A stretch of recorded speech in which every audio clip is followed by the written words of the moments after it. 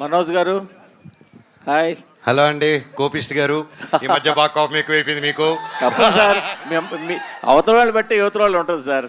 అబ్బా, యాక్షన్ పెట్టి రియాక్షన్ కదా, యాక్షన్ టు రియాక్షన్. అంతే కదా. Super sir. ఆ, చెప్పండి సార్. ఎందుకంటే ఇంకా వేడి తగ్గిపోలేదు సార్. ముందు డైరెక్టర్ గారు కంగ్రాట్స్, గ్లిమ్స్ చాలా బాగుంది. సో కాన్సెప్ట్ అదిని చాలా బాగుంది. ఓకే మనోజ్ గారు సార్, ఈ క్యారెక్టర్ ఎలా ఉండబోతోంది? క్యారెక్టర్